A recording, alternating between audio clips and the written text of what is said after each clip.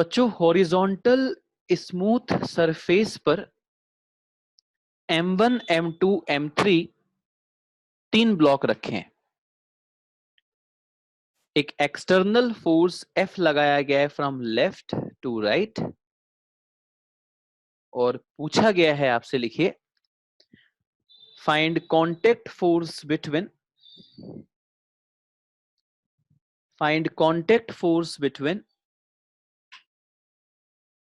M1 and M2.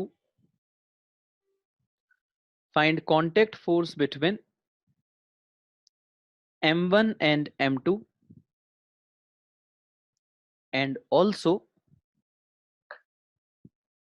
between M2 and M3.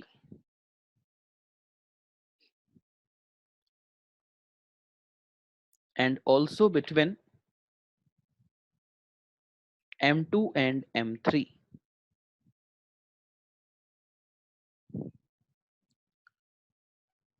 सबसे पहले आपको कैलकुलेट करना चाहिए एक्सेलरेशन। उसके लिए मैंने सिखाया था net force is equal to total moving mass multiplied with acceleration. तो इस तरह फोर्स लगाने से पूरा सिस्टम राइट साइड में चलेगा। कितना फोर्स लगा रहे हैं? F, टोटल मूविंग मास कितना है? M1 plus M2 plus M3। तो F is equal to M1 plus M2 plus M3 into A। तो A की वैल्यू आ गई F upon M1 plus M2 plus M3। A की वैल्यू आ गई F upon M1 plus M2 plus M3। सबसे पहला स्टेप होता है एक्सेलरेशन कैलकुलेट करना। Net external force is equal to total moving mass multiplied with acceleration. तो A is equal to F upon M1 plus M2 plus M3। बेटा rejoin कर लो पावनी। जरा सब बच्चे एक बार वीडियो क्वालिटी पे कमेंट करना, ठीक है? आवाज वीडियो।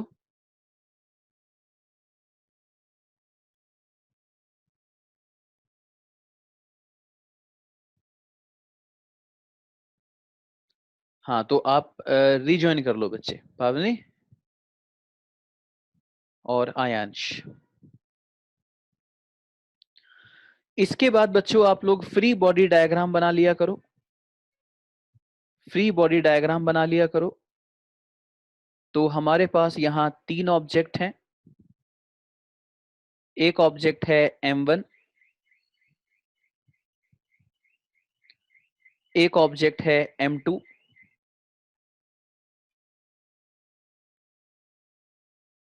और एक ऑब्जेक्ट है M3। तीन ऑब्जेक्ट हैं M1, M2, M3। Free body diagram देखिए। तो इस M1 पर आपने फोर्स लगाया F। तो M1 ने M2 को पुश किया। ये देखिए इस तरह से। मान लीजिए इस नॉर्मल रिएक्शन को मैं N1 कह देता हूं। तो every action has equal and opposite reaction, but action and reaction act on two different bodies. और M2 ने M3 को पुश किया। तो इस नॉर्मल रिएक्शन को मैं N2 मान लेता हूं। Then every action has equal and opposite reaction, but action and reaction act on two different bodies. तो अब आप इनके फ्री बॉडी डायग्राम्स को देखिए। ये M3 का फ्री बॉडी डायग्राम है, ये M2 का फ्री बॉडी डायग्राम है और इधर M1 का फ्री बॉडी डायग्राम है। पूरा सिस्टम राइट में जा रहा है। तो ये ब्लॉक भी राइट में जा रहा है, ये भी राइट में जा रहा है, ये भी राइट में जा रहा है अरेंजमेंट में। एक्सेलरेशन हम पहले स्टेप में ही कैलकुलेट कर चुके हैं, लाइक दिस। तो आपसे कहा गया था कि M1 और M2 के बीच में कांटेक्ट फोर्स बताइए। M1 और M2 के बीच में कांटेक्ट फोर्स मतलब नॉर्मल रिएक्शन का सिंबल हमने क्या लिया है? N1, equal and opposite. तो अगर ये N1 है तो ये भी N1 ही होगा। और M2 और M3 के बीच में हमने लिया है N2। तो हमें N1 N2 की वैल्यू बतानी है बेसिकली। तो आप इस m3 को देख सकते हैं। इस m3 पे अगर मैं कह दूं net force is equal to mass into acceleration, तो मुझे तो इस पे सिर्फ एक ही फोर्स नजर आ रहा है, दैट इज n2। इसका मास है m3। और a फॉर एक्सेलरेशन, एक्सेलरेशन आप ऑलरेडी निकाल चुके हैं, f upon m1 plus m2 plus m3। ये है n2 की वैल्यू। इसी तरह से n1 बताने के लिए आप दोनों में से किसी भी डायग्राम से कर लो। आप इस डायग्राम से भी कर सकते हो, आप इस डायग्राम से भी कर सकते हो, दैट्स अप टू यू। तो जिससे आपकी मर्जी, अगर आप चाहते हैं सर ये m2 से करके दिखाइए, तो net force is equal to mass into acceleration. Net force is equal to mass into acceleration. इस m2 पर एक फोर्स n1 लगा हुआ है ऐसे, और एक फोर्स n2 लगा हुआ है उसके opposite. So net force is equal to mass into acceleration. आप देख सकते हैं n1 और n2 एक दूसरे के अपोजिट लगे हुए हैं, और ब्लॉक जो है वो राइट साइड में चल रहा है। इसका मतलब n1 होगा बड़ा फोर्स, तो मैं कहूंगा bigger minus smaller, n1 minus n2, this is net force is equal to mass that is m2 multiplied with acceleration. Acceleration is f upon m1 plus m2 plus m3। n2 की value अब हम already calculate कर चुके हैं, तो n1 minus n2 की जगह रखा m3f upon m1 plus m2 plus m3 is equal to m2f upon m1 plus m2 plus m3। n1 is equal to m3f upon m1 plus m2 plus m3 plus m2f upon m1 plus m2 plus m3। So f upon m1 plus m2 plus m3 is common, and remaining is m3 plus m2. This is the value of normal reaction n1। तो पहले दोनों block के बीच का contact force और next two blocks के बीच का contact force ये है आपके सामने। बेटा समझ में आ गया हो तो जल्दी से जरा हाथ उठा दो प्लीज। सबसे पहले निकालना है एक्सेलरेशन, और उसके बाद फ्री बॉडी डायग्राम बना के net force is equal to mass into acceleration बोलते जाइए, ठीक है। लेकिन जब आप ऑब्जेक्टिव क्वेश्चन सॉल्व करेंगे तो इतना टाइम नहीं लगेगा। देखिए उसके लिए मैं आपको एक तरीका और बताता हूं, आप खुद रियलाइज कीजिएगा। यही सवाल एक बार फिर से करते हैं। m1 m2 और ये m3, इधर फोर्स लगा था F। इसी सवाल को दोबारा कर रहे हैं। तो ऐसे फोर्स लगाने से ये सिस्टम इधर की तरफ चला, कितना एक्सेलरेशन होगा? Net force is equal to total moving mass into acceleration, so that will be F upon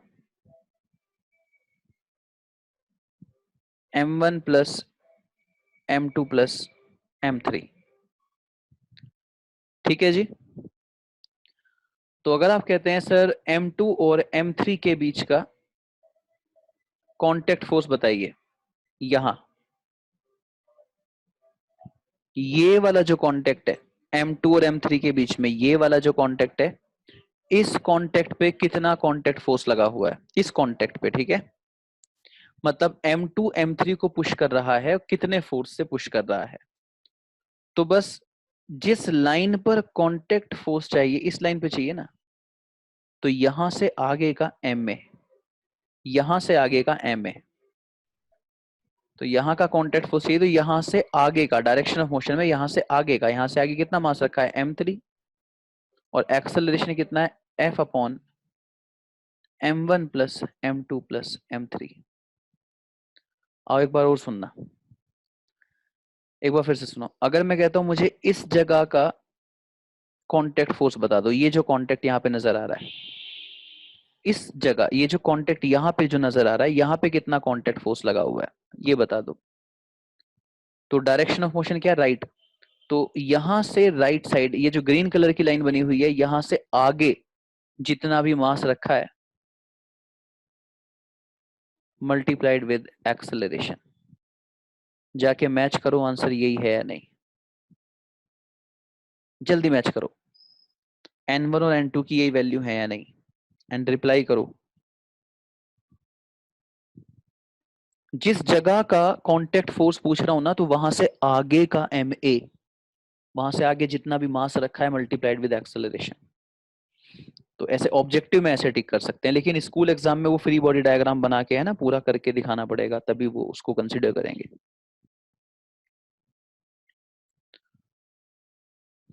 एक बार फिर से देख लो।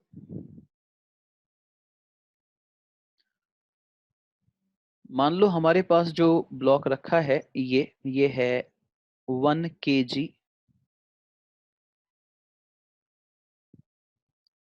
2 kg,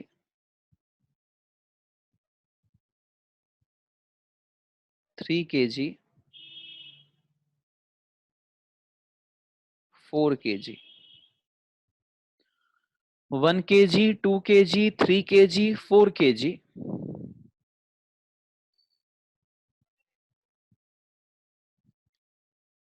20 न्यूटन का फोर्स लगा हुआ है। 20 न्यूटन का फोर्स लगा हुआ है। अब जो भी मैं पूछूं उसका जल्दी जल्दी रिप्लाई कर दो। सबसे पहले मुझे बता दो कि ये एक्सेलरेशन कितना है, फास्ट।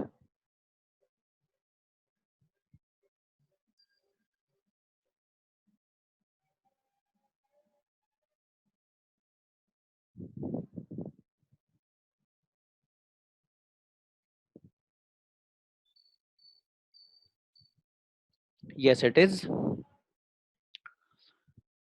तो 20 = 10 है, आप बिल्कुल सही कह रहे हैं, ये 2 मीटर पर सेकेंड स्क्वायर है। 2 मीटर पर सेकेंड स्क्वायर। मुझे बता दीजिए कि 3 kg और 4 kg के बीच में कितना कांटेक्ट फोर्स है। Contact force between 3 kg and 4 kg।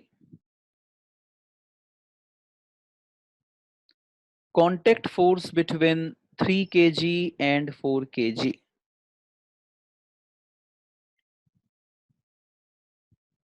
शाबाश।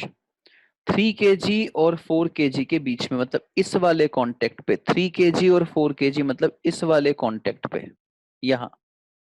तो यहां से आगे का ma, तो 4 × 2 = 8। वेल सेड, ये 8 है। 3 kg और 4 kg के बीच में कांटेक्ट फोर्स 8 न्यूटन है। मुझे बताओ 2 kg और 3 kg के बीच में कितना कांटेक्ट फोर्स है, 2 kg और 3 kg के बीच में। 2 kg और 3 kg के बीच में कितना कांटेक्ट फोर्स है, बताओ। Well said. 2 kg और 3 kg के बीच में, मतलब इस जगह, तो यहां से आगे का ma, 3 + 4 = 7, ma 7 × 2 = 14 न्यूटन। बिल्कुल सही आंसर। 1 kg और 2 kg के बीच में कितना कांटेक्ट फोर्स है? बिल्कुल 18 न्यूटन। बहुत बढ़िया, 18 न्यूटन। शाबाश।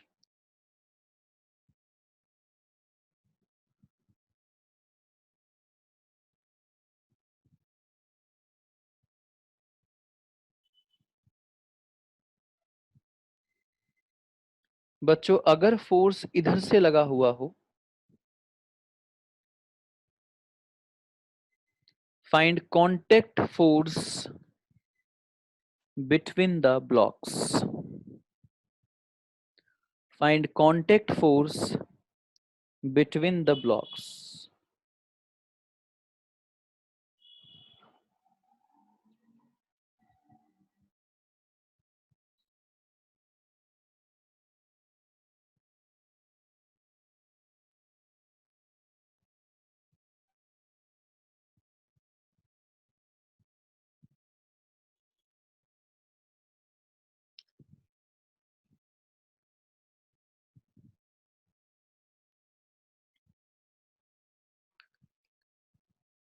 सबसे पहले तो एक्सेलरेशन निकाला होगा।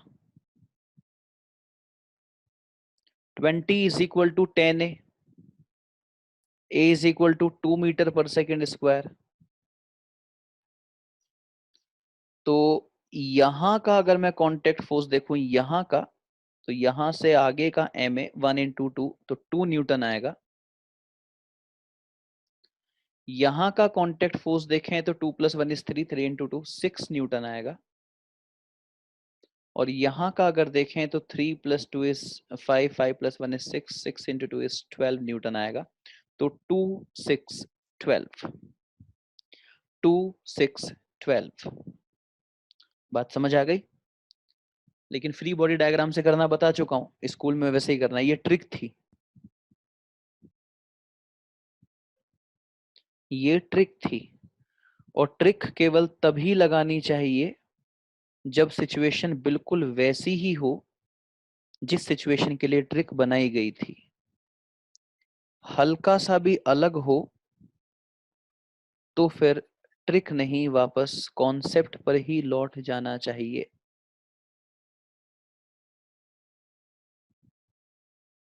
हल्का सा भी अलग हो तो वापस कॉन्सेप्ट पर लौट जाना चाहिए। बच्चों ये है 2 kg, ये है 3 kg, ये है 5 kg। इधर से फोर्स लगा हुआ है 5 न्यूटन और इधर से फोर्स लगा हुआ है 15 Newton. Find contact force between the blocks. Find contact force between the blocks मतलब 2 kg और 3 kg के बीच में कितना कांटेक्ट फोर्स है, 3 kg और 5 kg के बीच में कितना कांटेक्ट फोर्स है।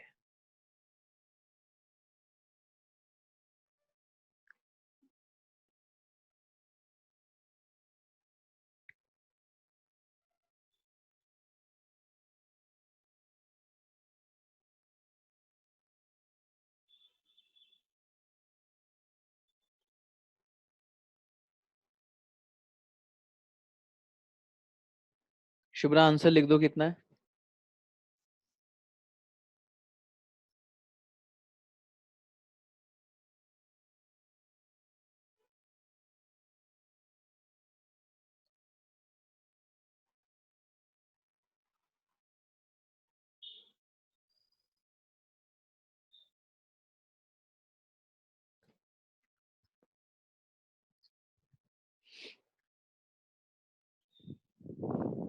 Let's see.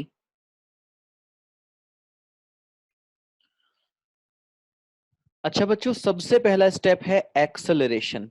5 और 15 में 15 बड़ा है, तो 15 के अकॉर्डिंग ही चलाओगे तुम सिस्टम को, तो ये सिस्टम इस डायरेक्शन में चलेगा और एक्सेलरेशन होगा कितना।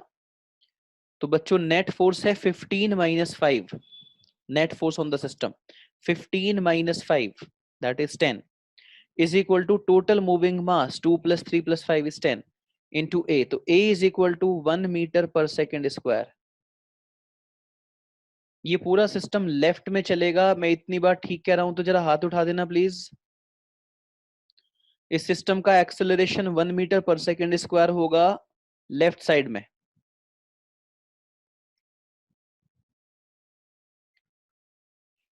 और उसके बाद मैंने कहा कि मुझे चाहिए कांटेक्ट फोर्स, तो ट्रिक तब लगानी चाहिए जब बिल्कुल वैसा ही अरेंजमेंट हो जिसकी ट्रिक बनाई गई थी। तो जब हमने ट्रिक बनाई थी तो उस टाइम, जब ट्रिक बनाई थी तो उस टाइम दोनों तरफ से फोर्स लगा हुआ नहीं था, और अब दोनों तरफ से फोर्स लगा हुआ है, तो forget the trick and recall the concept. तो जी फ्री बॉडी डायग्राम को यूज कीजिए, ट्रिक नहीं लगाइए, कॉन्सेप्ट लगाइए। ट्रिक लगाना अलाउड है तब जब बिल्कुल वैसा ही अरेंजमेंट हो जिसकी ट्रिक बनाई गई थी।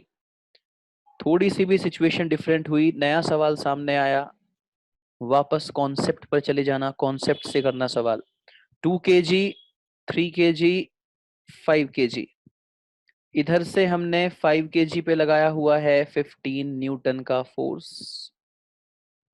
इधर हमने 2 kg पे लगाया हुआ है 5 न्यूटन का फोर्स। जब दो सरफेस कांटेक्ट में होती हैं तो एक दूसरे पे नॉर्मल रिएक्शन लगाती हैं, तो 2 3 पर लगा रहा होगा और 3 2 पर लगा रहा होगा नॉर्मल रिएक्शन। मान लीजिए इस नॉर्मल रिएक्शन का सिंबल मैंने N1 मान लिया, तो एक्शन रिएक्शन बराबर होने चाहिए, दोनों को N1 मानना पड़ेगा। 3 और 5 कांटेक्ट में है तो 3 5 पर लगाएगा, 5 3 पर लगाएगा, और इस नॉर्मल रिएक्शन का सिंबल अगर मैं N2 मान लेता हूं तो ये भी N2 ही होगा, एक्शन रिएक्शन बराबर। बच्चों पूरा सिस्टम लेफ्ट में जा रहा है, इसलिए ये लेफ्ट में जा रहा है, ये भी लेफ्ट में जा रहा है, और ये भी लेफ्ट में जा रहा है, ऐसे। अब आप इन तीनों डायग्राम को इंडिपेंडेंटली देखिए, इंडिपेंडेंटली। एक्सेलरेशन की वैल्यू है 1। तो बच्चों इस 2 kg से आप कह सकते हैं net force is equal to mass into acceleration. Net force is equal to mass into acceleration, left में जा रहा है तो N1 बड़ा होगा, नेट फोर्स हुआ N1 माइनस 5। नेट फोर्स हुआ N1 minus 5, net force is equal to mass into acceleration. तो N1 minus 5 is equal to 2 into a 1 था, तो N1 की वैल्यू 7 है, N1 की वैल्यू 7 है। इस डायग्राम पे आ जाइए। N1 लगा हुआ है टूवर्ड्स राइट, N2 लगा हुआ है टूवर्ड्स लेफ्ट, ब्लॉक जा रहा है टूवर्ड्स लेफ्ट, तो बड़ा होगा N2। N2 minus N1 is equal to mass into acceleration. तो N2 माइनस N1 हमने कैलकुलेट कर दिया है 7, 3 इंटू एक्सेलरेशन की वैल्यू है 1, तो N2 आ जाता है 10। N2 आ जाता है 10, तो N1 है 7, N2 है 10। अगर आपको 5 kg को यूज करना था 3 kg की जगह, तो आप 5 kg को यूज कर लीजिए। 5 kg लेफ्ट साइड में जा रहा है तो बड़ा फोर्स 15 होगा, छोटा फोर्स N2 होगा। Net force is equal to mass into acceleration, तो 15 minus N2 is equal to 5 into a, और एक्सेलरेशन हमें कितना दे रखा है 1, तो यहां से भी N2 आ जाता है 10। जैसा कि मैं हमेशा कहता हूं, एक सवाल को करने के तरीके ज्यादा हो सकते हैं पर उसका सही आंसर तो एक ही होगा। तो चाहे आप 3 kg से निकालिए या 5 kg से निकालिए, N2 अगर आप निकाल रहे हैं तो अगर वो 10 है तो 10 ही आएगा। कितने बच्चे सही थे, जल्दी से हाथ उठा दो। अब यहाँ वो जिस जगह कॉन्टेक्ट फोर्स चाहिए वहां से आगे का M में वो ट्रिक थी बच्चों, वो थोड़ी लगेगी अब यहाँ, तो सिचुएशन बदल गई थी। समझ आ गया सबको? मोस्ट वेलकम, कोई बात पूछनी हो तो।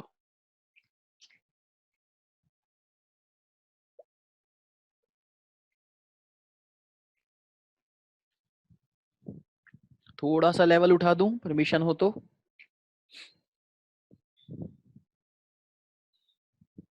ये एक स्मूथ सरफेस है,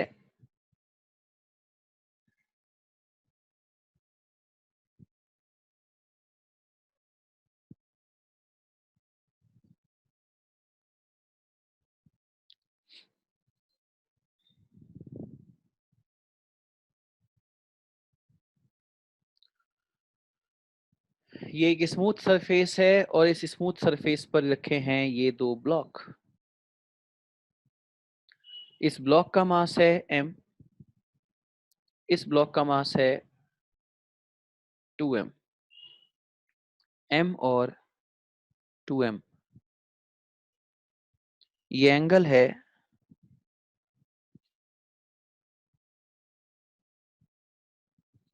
30 डिग्री, ये एंगल है 30 degree.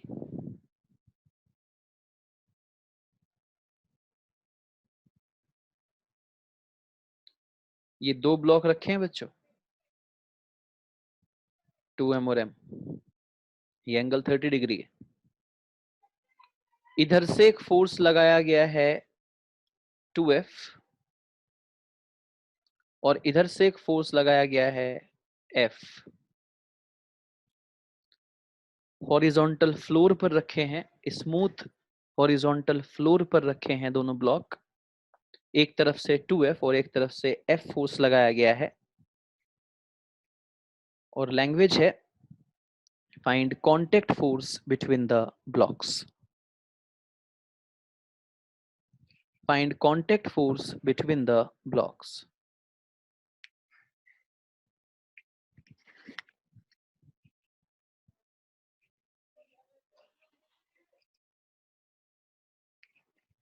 Find contact force between the blocks.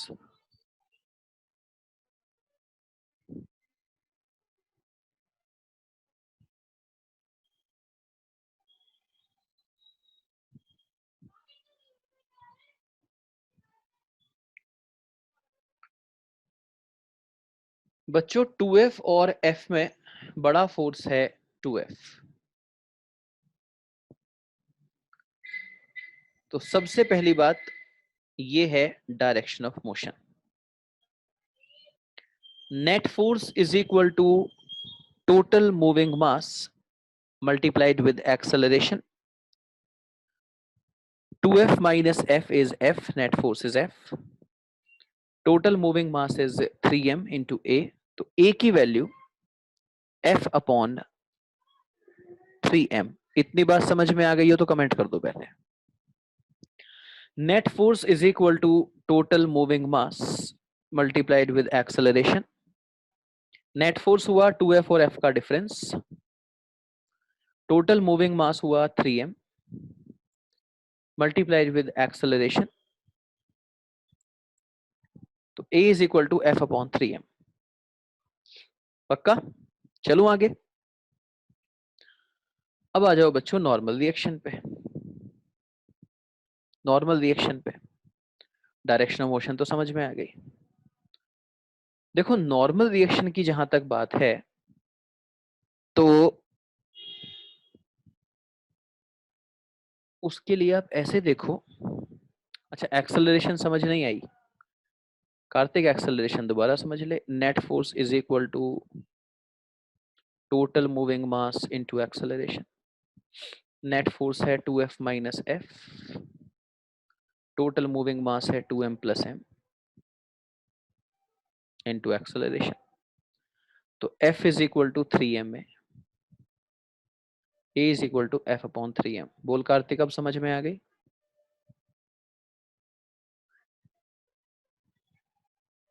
ठीक है। अब जरा फ्री बॉडी डायग्राम देखो। ये एक्सेलरेशन देखने के बाद फ्री बॉडी डायग्राम पर ध्यान दो।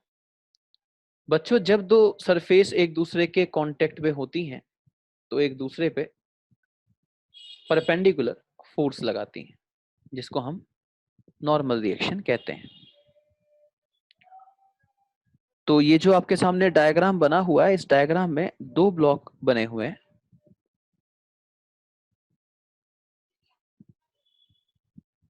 ये एक ब्लॉक है 30 डिग्री और ये दूसरा ब्लॉक है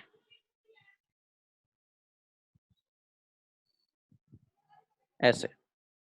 इसका मास m है और इसका मास 2m है। इधर से फोर्स लगा हुआ है 2F और इधर से फोर्स लगा हुआ है F। 2F एक बड़ा फोर्स है जिसकी वजह से पूरा सिस्टम राइट में जा रहा है, तो ये भी इधर जा रहा है और ये भी इधर जा रहा है। एक्सेलरेशन में पहले इस स्टेप में कैलकुलेट कर चुका हूं। बच्चों नॉर्मल रिएक्शन, नॉर्मल मतलब परपेंडिकुलर, रिएक्शन मतलब फोर्स। नॉर्मल रिएक्शन हमेशा परपेंडिकुलर फोर्स होता है। जो सरफेस कांटेक्ट में होती है हमेशा उन पे परपेंडिकुलर लगता है। हमेशा कैसे लगता है? परपेंडिकुलर। तो जब तुम इस सरफेस पर नॉर्मल रिएक्शन लगाओगे, ये जो सरफेस तुम्हें यहाँ नजर आ रही है, तो याद रखना कि परपेंडिकुलर लगाना। तो इस तरह से लगेगा नॉर्मल रिएक्शन।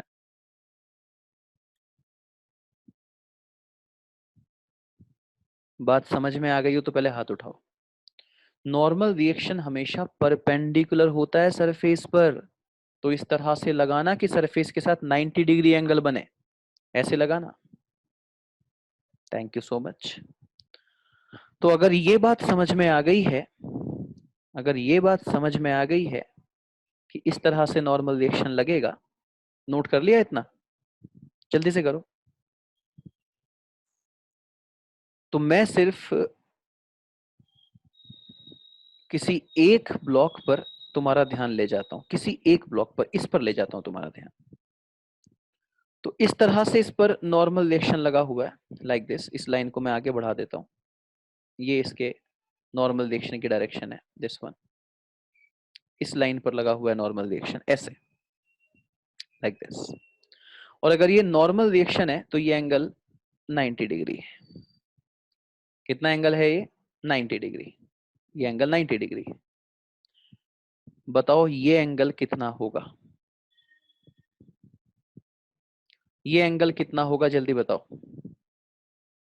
शाबाश। क्योंकि ट्राइंगल के 3 एंगल का सम 180 होता है, बहुत बढ़िया। तो अगर वो 90 और ये 30 है तो फिर ये 60 डिग्री होगा। बिल्कुल सही कह रहे हो तुम लोग, ये एंगल 60 डिग्री होगा। ये एंगल 60 डिग्री होगा। बच्चों ये एंगल कितना होगा? ये एंगल कितना होगा, जल्दी रिप्लाई करो। ये एंगल कितना होगा? बहुत बढ़िया, शाबाश, थैंक यू सो मच। ये भी 60 होगा, वेल डन। ये 60 तो ये भी 60। चलो इस n का कंपोनेंट कर दो, बोलो ये कंपोनेंट कितना होगा? n cos 60। ये जो n है, ये जो बना हुआ है n, ऐसे छोड़ेगा थोड़ी वेक्टर पीछा। वेक्टर डिफरेंशिएशन इंटीग्रेशन पीछा नहीं छोड़ेंगे, ऐसे n बना हुआ है। इस n का ये कंपोनेंट कितना होगा? n का ये कंपोनेंट, तो ये एंगल 60 है, तो ये होगा n cos 60। और नीचे की तरफ जो कंपोनेंट आएगा वो आएगा n sin 60। नीचे वाला कंपोनेंट आएगा n sin 60। इस n के, ये जो n बना हुआ था, इस n के दो कंपोनेंट, एक ये वाला कंपोनेंट और एक ये वाला कंपोनेंट, इधर आ गया n cos 60। इधर आ गया n cos 60। तो बच्चों क्या आप सबको अब ये सिचुएशन नजर आ रही है कि इधर की तरफ से फोर्स लगा हुआ है 2F और ऐसे फोर्स लगा हुआ है n cos 60। y डायरेक्शन में mg भी है, y डायरेक्शन में ये भी है, y डायरेक्शन में ग्राउंड भी कुछ कर रहा होगा। y डायरेक्शन से मेरा लेना देना नहीं है भाई, मोशन x डायरेक्शन में है, इसलिए मेरा ध्यान सिर्फ और सिर्फ x डायरेक्शन पर है, क्योंकि मोशन x डायरेक्शन में है। और चल किधर रहा है सिस्टम? राइट साइड में ऐसे चल रहा है। कितना मास है ये? 2m। तो सिर्फ x डायरेक्शन में मेरा ध्यान है, क्योंकि एक्सेलरेशन x डायरेक्शन में है, सिस्टम x डायरेक्शन में चल रहा है। तो मैं कह रहा हूं net force is equal to mass into acceleration. तो नेट फोर्स है 2F minus n cos 60 is equal to mass into acceleration. चलिए देख कर आते हैं एक्सेलरेशन कितना था, F/3m। एक्सेलरेशन था F/3m। तो 2F minus n cos 60, 2F minus n cos 60 is equal to 2F by 3, या 2F minus 2F by 3 is equal to n by 2, 4F by 3 is equal to n by 2, n is equal to 8F by 3। ये होगा contact force, n is equal to 8F by 3। थोड़ा बहुत समझ में आया हो तो जरा हाथ उठा दो। थोड़ा बहुत भी आया हो तो? आया है?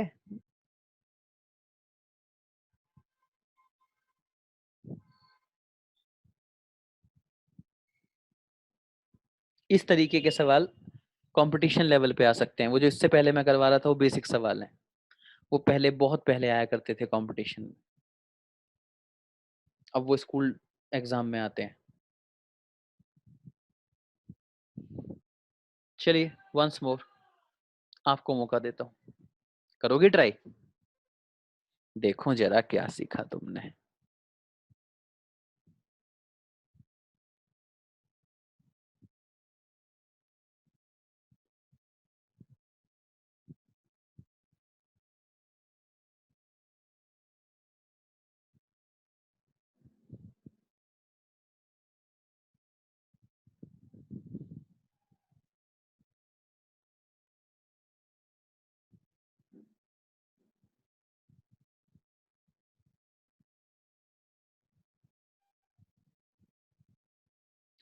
37 degree.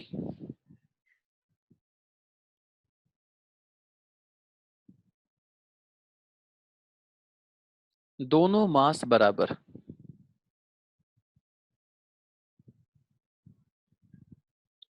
3F F। Find contact force between the blocks. Find contact force between the blocks.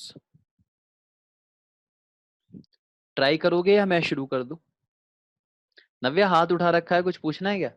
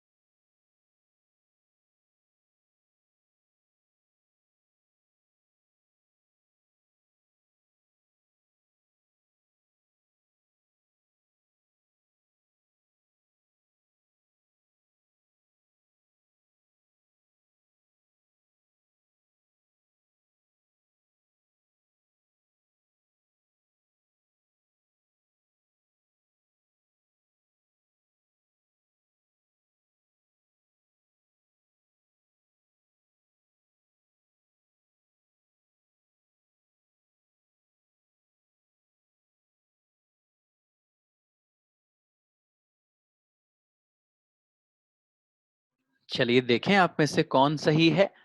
संचित ने क्लेम किया है 5F/2, पावनी ने 10F/3 और कार्तिक भी 10F/3, नव्या भी 10F/3। ओके, तो बच्चों फर्स्ट ऑफ ऑल 3F और F में बड़ा है 3F, इसलिए राइट साइड यहां पर एक्सेलरेशन आएगा इस मोमेंट पर। और इस एक्सेलरेशन की वैल्यू होगी नेट फोर्स मतलब 3F minus F that is 2F 2F by 2M that means F by M। सबसे पहले तो बताओ यहां तक ठीक किया मैंने, हाथ उठाओ। एक्सेलरेशन की वैल्यू तुम लोगों ने सही कैलकुलेट की? सबके हाथ नहीं उठे भाई। एक्सेलरेशन में किसने गलती की है? 3F minus F is 2F 2F divided by 2M that is F by M। और इसके बाद बच्चों अब बना दो free body diagram. Free body diagram तो ये देखो कि ये वाला जो ब्लॉक बना हुआ है राइट वाला, इसकी बात कर रहा हूं। इस पर इधर से फोर्स लगा हुआ है F और चल रहा है ऐसे। ये एंगल है 37 डिग्री। तो नॉर्मल रिएक्शन जब इस पर लगा होगा तो ऐसे इसके परपेंडिकुलर लगा होगा ना, लाइक दिस परपेंडिकुलर, ऐसे इस लाइन पर लगा होगा नॉर्मल रिएक्शन ऐसे। तो ये एंगल 90 है। अगर ये एंगल 90 है तो ये एंगल 53 हुआ, और अगर ये 53 है तो ये वाला एंगल भी 53 ही होगा। This is normal reaction. तो इस नॉर्मल रिएक्शन का जो ये कंपोनेंट होगा n cos 53, n cos 53। तो इस सरफेस के बेसिकली इस ब्लॉक ने इस पर लगाया होगा तो इसने इस पर लगाया होगा नॉर्मल रिएक्शन। तो ये जो नॉर्मल रिएक्शन लगा, ये एंगल अगर 37 है और ये नॉर्मल है तो ये 90 है, तो ये 53 हुआ। और अगर ये 53 है तो अपोजिट एंगल ये भी 53 हुआ। और n का ये कंपोनेंट हो गया n cos 53। और मेरा ध्यान तो सिर्फ x डायरेक्शन में है, तो इस टाइम राइट साइड में फोर्स लगा हुआ है n cos 53, जबकि लेफ्ट में लगा हुआ है F और ब्लॉक चल रहा है राइट में, इसलिए बड़ा फोर्स होगा n cos 53। n cos 53 minus F, this is net force. n cos 53 minus F, this is net force. Net force is equal to mass into acceleration. बच्चों cos 53 की वैल्यू होती है 3/5। cos 53 की value होती है 3/5, पहले कई बार बता चुका हूं। और a आपने पहले ही कैलकुलेट कर लिया है F upon M। So 3n/5 is equal to 2F और n is equal to 10F/3। बहुत बढ़िया, हाथ उठाओ कौन कौन सही था? Divyani, Kartik, Pavani, Shubhra, Naman and Navya and Khushi. n is equal to 10F/3। Vansh, बढ़िया बच्चों, शाबाश। हाँ बिल्कुल संचित। चलिए, संचित कह रहा है एक बात दूसरे वाले ब्लॉक से बताना प्लीज। देखो संचित, दूसरे वाले ब्लॉक से देखो बच्चों, अगर मैं यहाँ पर दूसरे वाले ब्लॉक से फ्री बॉडी डायग्राम बनाऊं तो वो कैसे बनेगा?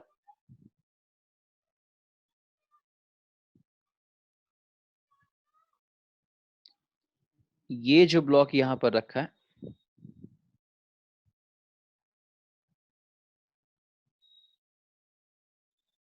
बेटा ये एंगल है 37 डिग्री और इस पर नॉर्मल रिएक्शन ऐसे लगा हुआ होगा, ऐसे परपेंडिकुलर।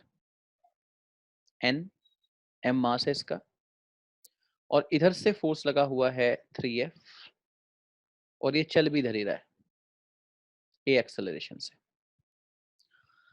तो आप क्या करोगे, आप इस लाइन को पहले आगे बढ़ा लो ऐसे। ओके, ये एंगल 37 है, ये 90 है, तो ये 53 हो गया। ये एंगल 53 है। तो n का जो कंपोनेंट x डायरेक्शन में आएगा वो आएगा n cos 53, क्योंकि एंगल 53 है। और y डायरेक्शन में आएगा n sin 53। तो इधर की तरफ चल रहा है सिस्टम a एक्सेलरेशन से, यहाँ फोर्स लगा हुआ है 3F और ये फोर्स है n cos 53 इसके अपोजिट डायरेक्शन में। तो इसीलिए हम ये कहेंगे कि 3F minus N cos 53 is net force in x direction is equal to mass into acceleration. तो 3F minus N cos 53 की वैल्यू बच्चे 3/5 होगी और एक्सेलरेशन की वैल्यू है F upon M. So 3F minus F is equal to 3N/5. 2F is equal to 3N/5 और F is equal to N is equal to 10F/3. बोल संचित, समझ आया?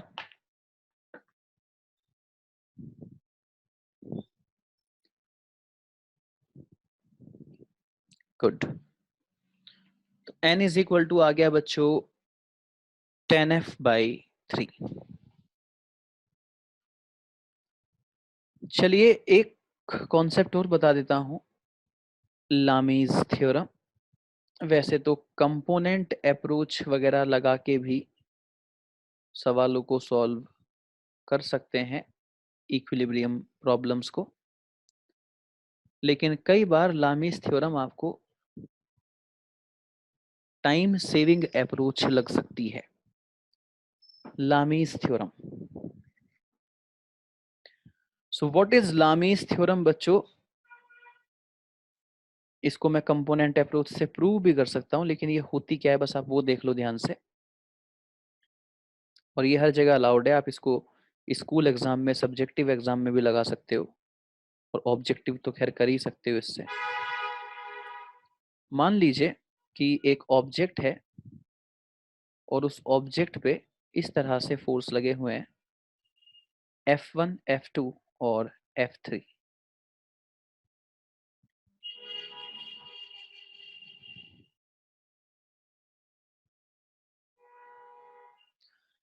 एक ऑब्जेक्ट है और उस पे इस तरह से फोर्स लगे हुए हैं F1, F2 और F3. ये एंगल है अल्फा, ये एंगल है बीटा और ये एंगल है गामा. एक ऑब्जेक्ट है, उस पे इस तरह से तीन फोर्स लगे हुए हैं F1, F2 और F3. Alpha beta gamma angle है. तो बेटा अगर इक्विलिब्रियम है, फॉर इक्विलिब्रियम, फॉर इक्विलिब्रियम, अगर इक्विलिब्रियम है मतलब जो ऑब्जेक्ट है वो इस जगह इक्विलिब्रियम में है, तो इन सब में आपस में क्या रिलेशन होगा ये बताती है लामीज थ्योरम. इन सब का आपस में क्या रिलेशन होगा? तो ये फोर्स और इसके अपोजिट जो एंगल है F1 अपॉन साइन अल्फा, इसी तरह से ये फोर्स और इसके अपोजिट जो एंगल है F2 अपॉन साइन बीटा, ये फोर्स और इसके अपोजिट जो एंगल है F3 upon sine gamma.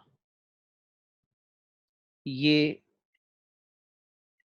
Relation होता है इन क्वांटिटीज में आपस में. ये है लामीज थ्योरम.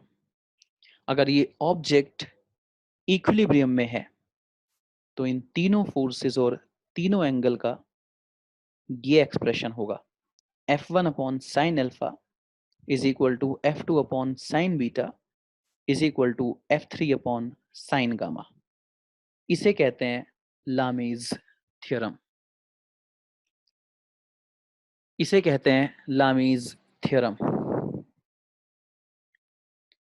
जैसे बच्चों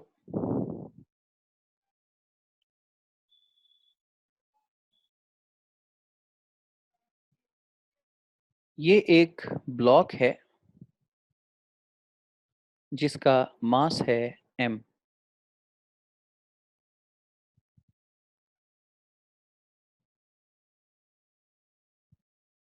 और दो स्ट्रिंग्स के साथ इसको ऐसे कनेक्ट किया गया है.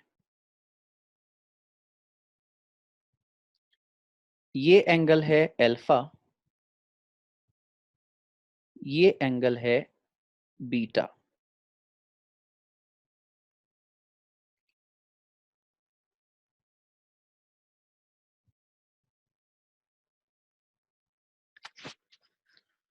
तो सीलिंग के साथ एक ब्लॉक को कनेक्ट किया गया है दो स्ट्रिंग्स की हेल्प से, और ये जो ब्लॉक है ये एंगल बना रहा है अल्फा और बीटा।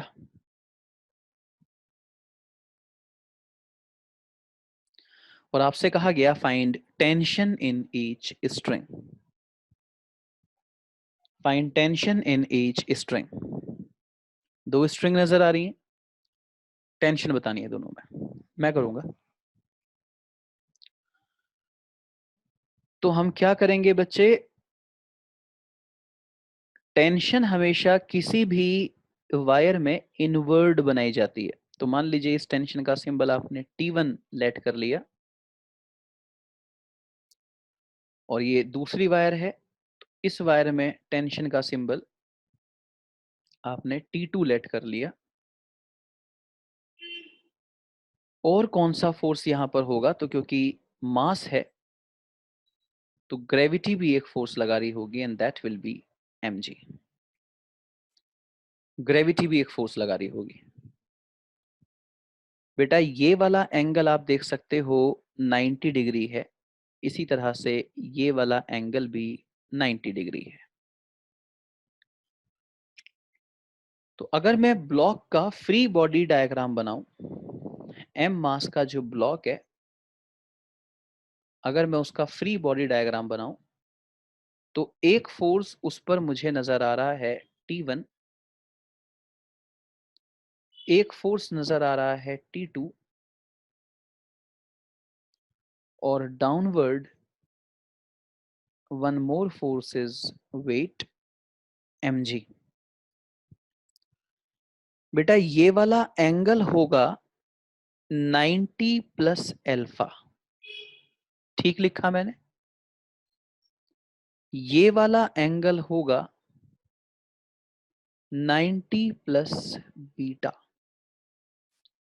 और ये एंगल कितना होगा ये तुम मुझे बता दो प्लीज, जल्दी से लिख दो कमेंट बॉक्स में।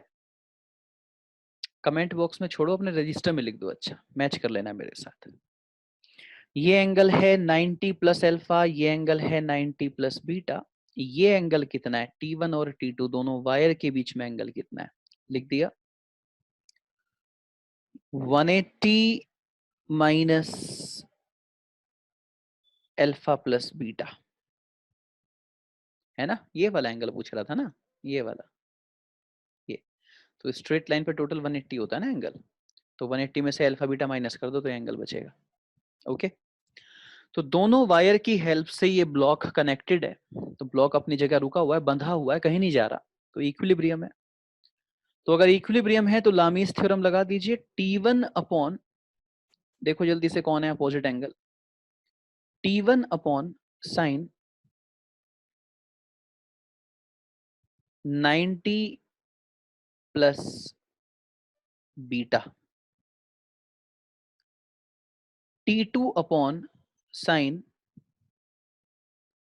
90 प्लस अल्फा, और mg upon sine 180 minus alpha plus beta.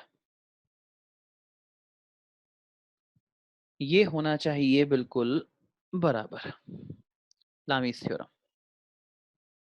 Okay बच्चों, थोड़ी बहुत ट्रिग्नोमेट्री आती होगी, नहीं भी आती तो मैं हूं ना याद दिलाने के लिए। Sine 90 plus theta cos theta होता है, और साइन 180 माइनस थीटा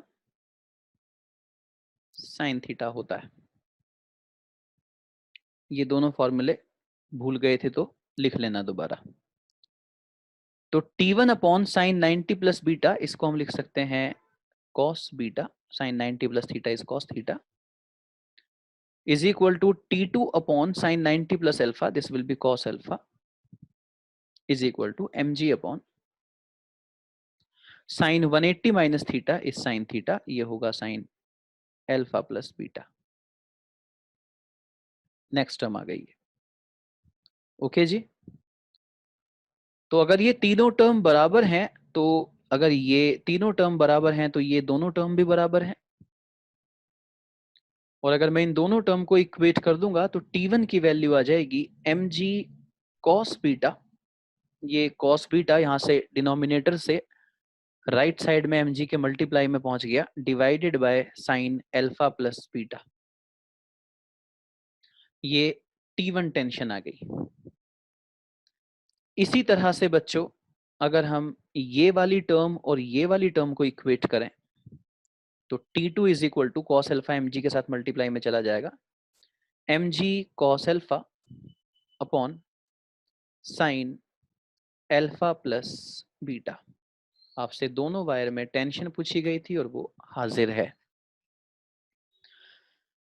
मिलता हूं बच्चों आपसे मैं कल, और कल भी हम इसी तरीके के थोड़े से प्रैक्टिस सेशन के साथ एक दो और नए कॉन्सेप्ट सीखेंगे. अभी मैं आपको पढ़ा रहा हूं बेसिक लॉज ऑफ मोशन. अभी फ्रिक्शन नहीं पढ़ा रहा हूं, फ्रिक्शन आगे आएगा. अभी पहले बेसिक कंप्लीट करेंगे, उसके बाद फ्रिक्शन वगैरह पे जाएंगे. थैंक यू सो मच बच्चों. मिलते हैं कल सेम टाइम.